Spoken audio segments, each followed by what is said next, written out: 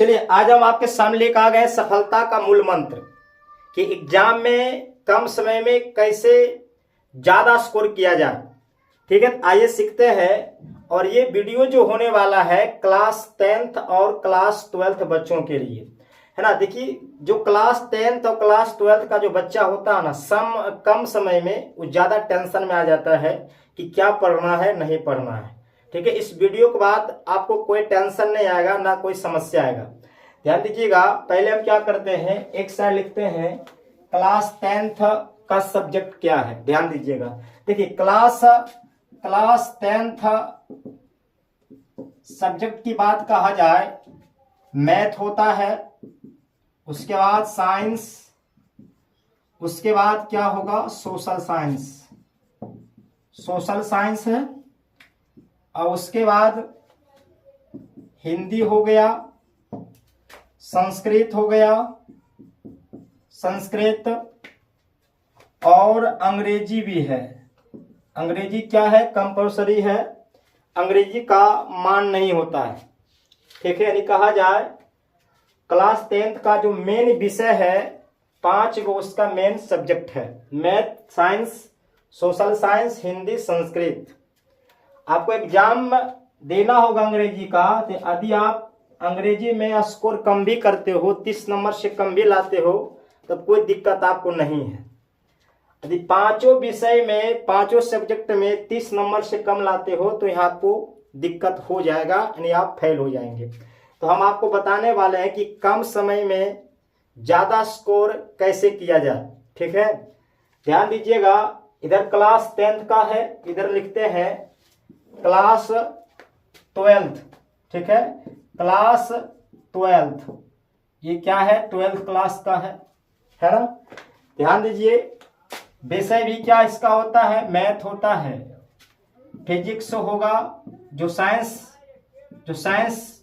बच्चे लिए हुए उसका सब्जेक्ट मैथ हुआ, फिजिक्स हुआ, केमिस्ट्री है,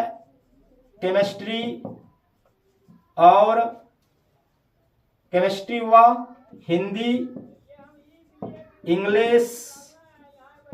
ठीक है, यानी उसका 5 सब्जेक्ट होता है। कितना सब्जेक्ट है, 5 सब्जेक्ट। साइंस से जो बच्चा लेता है ना, तो उसमें जो होता है मेन पेपर अलग अलग हो जाता है। कुछ बच्चा मैथ से साइंस करते हैं, तो कुछ बच्चा बायो से भी साइंस करते हैं, मजाक कि नहीं। तो यहाँ पर ध्यान दीजिएगा, यहाँ बायो भी लिख देते हैं, ये क्या लिख दिए, बायोलॉजी भी लिख दिए। ठीक है, अब देखिए आपको कैसे स्कोर बढ़ाना है और कैसे एग्जाम में क्रैक करना है, ये आपको ध्यान दीजिएगा। देखिए पहले आप क्या करिए कि आपका कमजोर विषय कौन है उस पर आप फोकस ज्यादा करिए, है ना।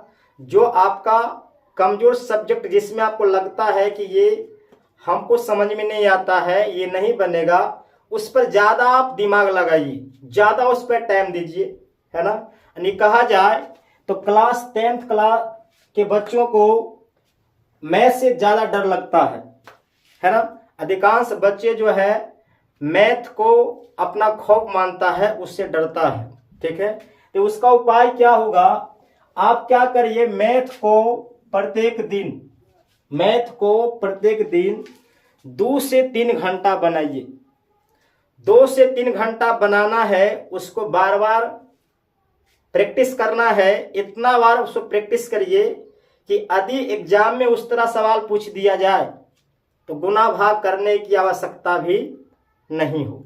ठीक है, देखिए क्लास 10th वाले बच्चों को जो मैथ का पर विजय प्राप्त कर लेता है ना, तो अधिकांश बच्चों को क्या करता है, सब विषय पर विजय प्राप्त कर ही लेता है।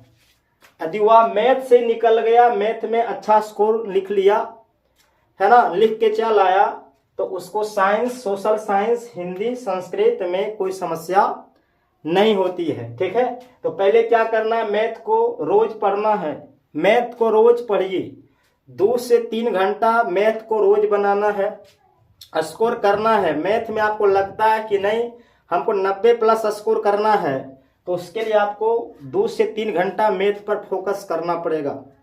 आपको करना है, कंटिन्यू लगातार इसमें टाइम देना है ना।